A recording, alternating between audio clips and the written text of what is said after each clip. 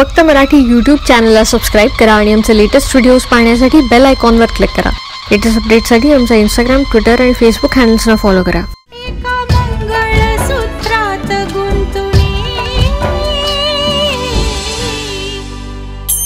बाईपणाची कहाणी।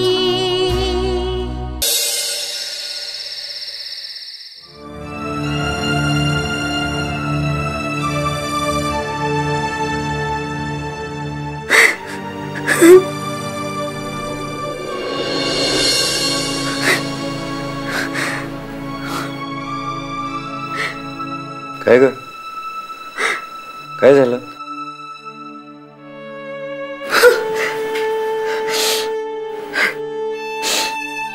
काही नाही। ए बेडाबाई, काय झालं? अगं आयुष्यभर तू अशी एकटीच रडतेस, तर मी आहे ना, सांग मला काय झालं ते। खरे तुमच्याशी मनातल्या मनात बोलण्याची सवय लागली आहे मला। सांग पाहू काय झालं? मी खरंच निष्ठुर आहे का? का? काय झालं?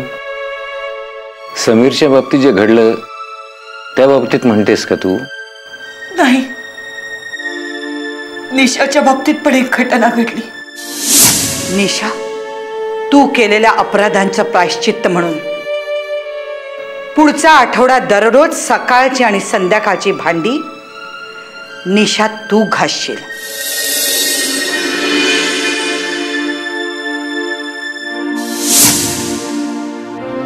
आणि सगळे मला म्हणत होते तिला माफ कर, पण तरीही मी तिला ठामपणे शिक्षा दिली। त्यांच्याशी असं वागताना मला खूप यातना होता तो। शेवटी ती माझीच मुलं आहेत, पण काय करणार, त्या दोघांनी मला आधीच इतका त्रास दिलाय की त्यांना शिस्त लावणं गरजेचं होतं। पण तरी त्यांच्या इतक्याच वेदना मलाही होता तो। वसुधा, समीरला शिक्षा दिलीस तेव्हा तुझ्या डोळ्यातून पाण्याचा एक टिप्पू सुद्धा आला नाही। शेखर आणि निशासाठी एवढी का रडतेस? समीरवर मी किती रागवले आणि समीर माझ्यापासून किती लांब गेला तरी मला खात्री आहे तो मनाने कधीही माझ्यापासून दूर जाऊ शकत नाही। पण शेखरचं तसं नाहीये, तो आतल्या गाठीच आहे आणि आता निशा आणि पाटील यांच्या प्रभावाखाली आहे। निशा कधीही माझी झालीच नाही हो। जे सोनालीला क्षणात जमलं ना ते तिला कधी कळलंच नाही। शेखर, निशा फार दूर गेलेत आपल्यापासून। मी ही शिक्षा दिली म्हणून ते आणखी दुरावणार नाहीत ना, हीच भीती वाटते हो मला। वसुधा, एक लक्षात ठेव, तू या सगळ्यांवर भरभरून प्रेमच केलंयस। तू यांना जेवढी शिक्षा केलीस त्याच्या कितीतरी पटीनं तू यांच्यावर प्रेमच केलंयस। हे ज्यांना कळलं त्यांना तुझी ओढ वाटेल, आणि हे ज्यांना कळलंच नाही त्यांना आपण आपलं का मानायचं? ते आपले नाहीत असं समजून गप्प बसायचं।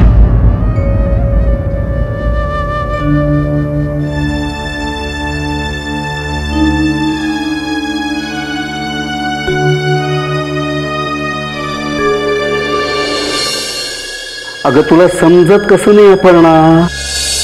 ज्यांच्या नावावर खून आणि तुरुंगाचे धब्बे आहेत ना, अशांचं नाव आपल्या नावाशी जगजाहीरपणे जोडलं जाणार आणि त्यामुळं आयुष्यभर आपल्याला मान खाली घालावे लागेल। पण आपल्याला तर सत्य माहिती आहे ना। उगाच मूर्खासारखं बोलू नकोस। गेले कित्येक वर्ष माझं नाव कमवण्यासाठी मी जी काही धडपड केली आहे ना, ती त्यांच्या नावामुळे मातीत जाऊ नये म्हणून माझे प्रयत्न चालू आहेत। आता योग्य वेळी जर बेसन घातली नाही ना तर पुढे नातवंडांवर हे संस्कार होतील। अहो पण संपदाच्या मनाचा तरी विचार करा। हे बघ, तिला जर आपल्या बरोबर राहायचं असेल ना तर या सगळ्या गोष्टी सॅक्रिफाईस कराव्या लागतील। आपला हाय सोसायटीतला वावर, ऑफिस, क्लब, जिथे तिथे संपदाच्या बॅकग्राऊंडमुळे मला चोरट्यासारखं वागावं लागतं। आणि तुला किती वेळा सांगितलंय मी अपर्णा, म्हणजे माणसांचा खरेपणा नजरेआड करून खोटी प्रतिष्ठा जपायची आपण? हे बघ, ते काही असेल, ज्या सगळ्या गोष्टी मी पूर्वीच क्लिअर केलेल्या होत्या, ठाऊक आहे ना तुला? संपदा आणि महालच्या लोकांशी संबंध ठेवायचे नाहीत या अटीवर मी त्यांच्या लग्नाला परवानगी दिली होती. तुमच्याशी बोलणं म्हणजे दगडावर डोकं आपटणं आहे.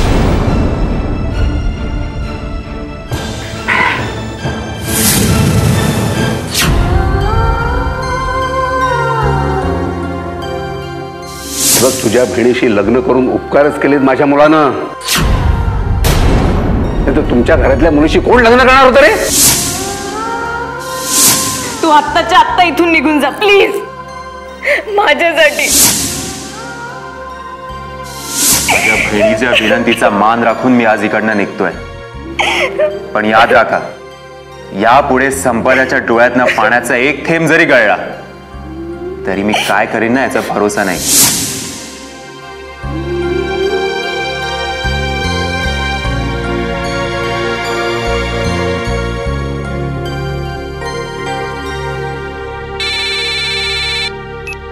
हा संपदा, बोल. ए संपदा, तू ठीक आहेस ना? नाही, बरी नाहीये मी. तुला हात जोडून सांगितलं होतं ना मी निघून जा म्हणून. आता किती मोठा प्रॉब्लेम झालाय. अगं संपदा, अशी काय करतेस? तुझ्या सासूनीच मला आग्रह केला ना तिकडे थांबायचा. अरे पण तू का थांबलास? तुला मी सांगितलं होतं, आता घरात मोठा इश्यू झालाय. मला आणि मंदारला सगळं सहन करावं लागतंय रे. मग नको करूस ना सहन. काय गरज आहे तुला अशा फालतू माणसाच्या घरात राहायची? तुझ्यासारखंच सगळ्यांनी वागावं असं म्हणणं आहे का तुझं? हो ना. मग असं घुसमटत रडत काय मिळणार आहे तुला? माझं घर टिकणार आहे. मंदारची आणि आईंची ताटातूट नाही सहन होणार रे मला. आणि मंदारने मला प्रत्येक कठीण प्रसंगात सावरून धरले. तुला माहितीये, आईच्या मृत्यूची बातमी जेव्हा आली होती ना तेव्हा तू गायब होतास. शेखर दादाही निशाच्या नादाला लागला होता. माझ्या बरोबर फक्त मंदार होता रे. तेव्हा तुम्ही तर साधा विचारही केला नव्हता की संपदा एकटी पडली असेल म्हणून. पण संपदा, याचा अर्थ असा नाही आहे मंदारच्या बाबांनी वाटेल ती मनमानी करावी. हे बघ संपदा, तुझी अवस्था बघून मला खूप त्रास होतोय. संपदा, आत्ताच्या आत्ता ते घर सोड. तुला आणि मंदारला पोसायला तुझा हा भाऊ समर्थ आहे. मला ते घर तोडायचं नाहीये. मंदारला आई बाबांपासून दूर नाही करायचंय रे मला. कारण मला माहितीये, आई कितीही बोललं ना तरी त्यांना ते नाही सहन होणार. नाही संपदा, ते जमणार नाही. संपदा, मला तुझी अवस्था खरंच बघवत नाहीये ग. म्हणूनच यापुढे तू मला भेटूही नकोस आणि फोन सुद्धा करू नकोस. नाही संपदा, ते जमणार नाही. संपदा, अगं मला तुझी अवस्था खरंच बघवत नाहीये. मग तुझी बहीण मेली असं समज, म्हणजे जमेल.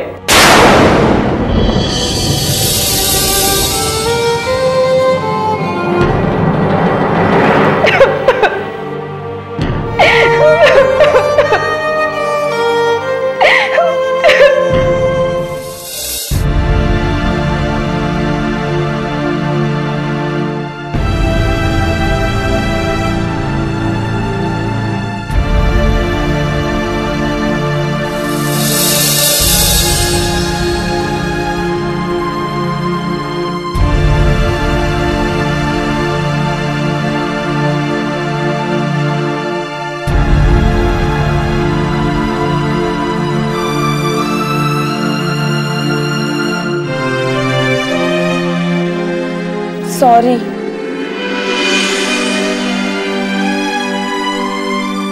मी पण सॉरी. आपण सगळा राग एकमेकांवर काढतोय ना. तेच, त्यामुळे प्रॉब्लेम सुटण्याऐवजी आणखीनच वाढतायत. आपण शांत होऊन एकत्र येऊन मार्ग काढूया. मी एक काम करतो, जास्ती चूजी न होता मिळेल ती नोकरी जॉईन करतो. म्हणजे आईचा मान राखल्यासारखंही होईल. आणि मलाही माझ्या रागावर कंट्रोल करायला हवा. त्या तेजू बरोबर खूपच भांडते मी. अरे पण काय करू, तिला पाहिलं ना की डोक्यातच जाते ती. पण आता नाही, आता मी माझा राग कंट्रोल करेन. तेजूशी ना गोड बोलण्याचा, चांगलं वागण्याचा प्रयत्न करेन. आणि नेक्स्ट स्टेप असेल आई. शेखर, तू पण जरा आईशी प्रेमाने वाग. त्यांच्या मनात सॉफ्ट कॉर्नर निर्माण कर. भांडण आणि वाद घालून काहीच होणार नाही. गोड बोलूनच काम सध्या करून घ्यायला हवं.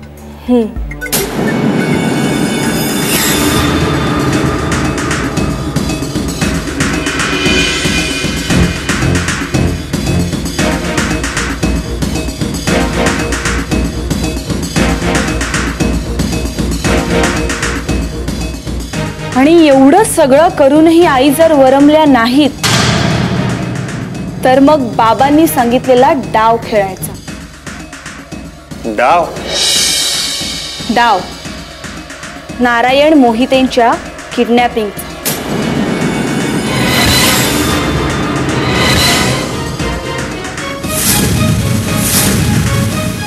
काय ईशा, काय वेट बीट लागलाय का तुला? बाबांना किडनॅप करायचं? ईशा, परत अशी बोललीस ना तर याद राख. शेखर, वेडायच का रे तू? त्यांना किडनॅप करायचं म्हणजे तसं नाही. त्यांना त्रास नाही द्यायचा आपण. त्यांना ना आपण ताब्यात घ्यायचं, त्यांना लपवायचं आणि त्यांच्या सुटकेच्या बदल्यात हे घर आपल्या नावावर करून घ्यायचं. नाही, त्यापेक्षा आईचा विश्वास संपादन करून कागदपत्र मिळवलेले बरे. शेखर, अरे आपण खूप प्रयत्न केला, पण आता माझा धीर सुटत चाललाय. तसा वेळही नाहीये आपल्याकडे. शेखर, अरे लक्षात घे. अरे आई कोणत्याही क्षणी हे घर त्या राहुल नाही तर समीरच्या नावावर करतील. आणि हे असं झालं तर आपण काय करणार आहोत? हात चोळत बसण्याशिवाय दुसरा पर्याय नसेल आपल्याकडे. हो, हा पॉइंट पण बरोबर आहे. आणि तसंही ते पोळी भाजी केंद्र अजूनही आपल्या हातातून गेलेलं नाहीये. आईंनी त्याला फक्त ते भाड्याने दिलंय. आपण अजूनही ते मिळवू शकतो. हो, पण कसं?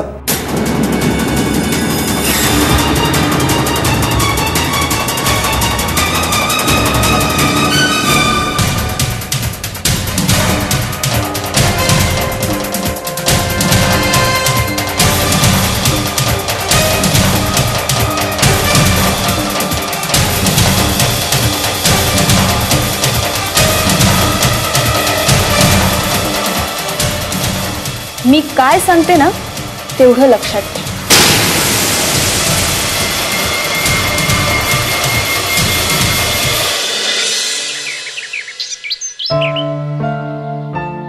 अपर्णा, माझी फाईल घेऊन ये.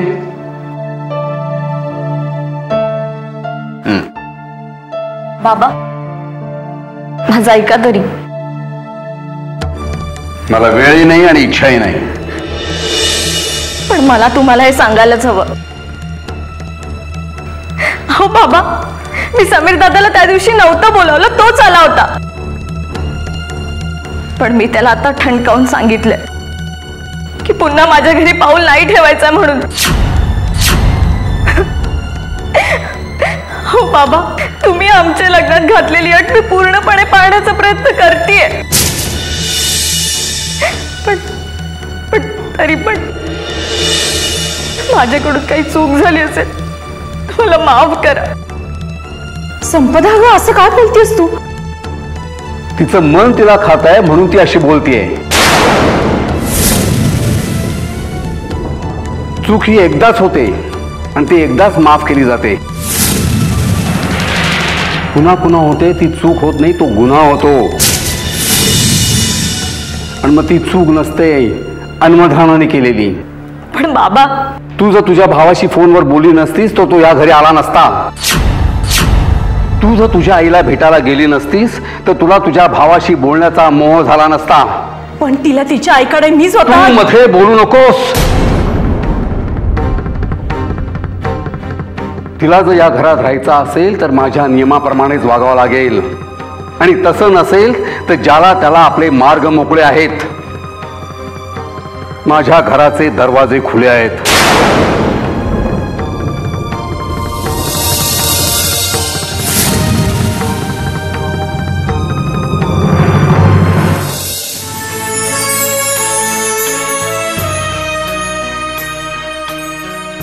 या रंगाच्या साडीत किती सुंदर दिसतेस.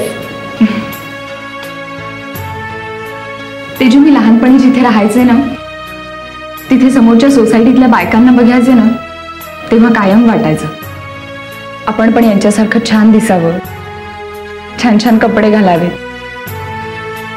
पण तेव्हा मोठ्या दुकानात आणि मोठ्या टेलरकडे जायला पैसाच नसायचा आणि हिंमतही नसायची. मुख्य म्हणजे तेव्हा स्वतःकडे लक्ष देण्याच्या नादात दुसरं काही सुचलंच नाही. बाप कायम दारू पिऊन पडलेला असायचा आणि बाहेर सदा वखवकलेली कुत्री असायची.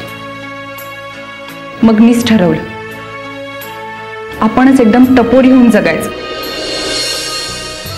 पण या घरात आले ना तेव्हा कळलं या घरातल्या माणसांनी मला चांगली शिकवण दिली, चांगले संस्कार दिले.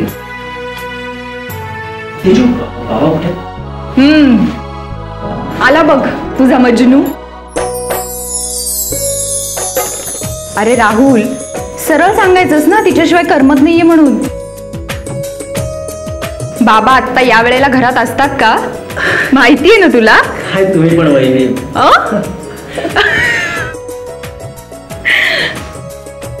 तेजू, अगं लाजला तो. बिडीच आहे वहिनी.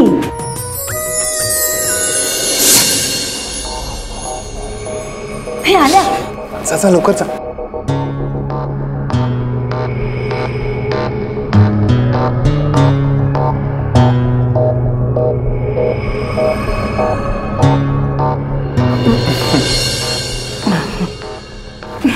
आई, आलात तुम्ही? बसा ना. चहा घ्या ना. हो. राहुलचा आणि तुझा झाला का रे? हो, तो बाबांना घेऊन फिरायला गेलाय. आई, तुम्हाला आवडतो ना म्हणून तिखटाचा सांजा केलाय, दाणे आणि शेव घालून. आत्ताच आणते. मला एकदम VIP करून टाकलंय. काही हवंय का तुला निशा? तसं काही नाही आई, पण आम्हाला जरा बोलायचं होतं तुमच्याशी. अरे मग बोला ना, बंदी थोडीच आहे.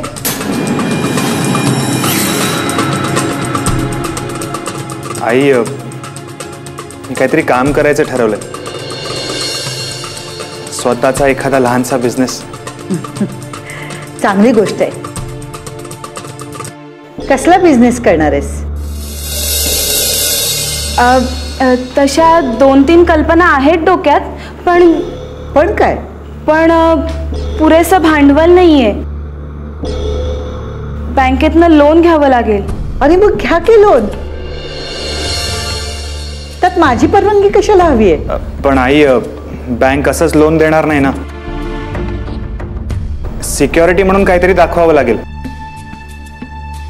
आणि घराचे पेपर्स दाखवले तर त्याच्या भरोश्यावरती लगेच लोन देतील ते. विचार चांगला आहे तुझा, पण तुला हे घर दिलं आणि उद्या तुम्ही आम्हाला हाकललं तर कुठे रे जाऊ बाबा? त्यापेक्षा तुझ्या बायकोचा एवढा मोठा फ्लॅट आहे, तो ठेव काही सिक्युरिटी म्हणून. म्हणजे लगेच तुला लोन मिळेल आणि लगेच तुझा बिझनेस सुरू होईल.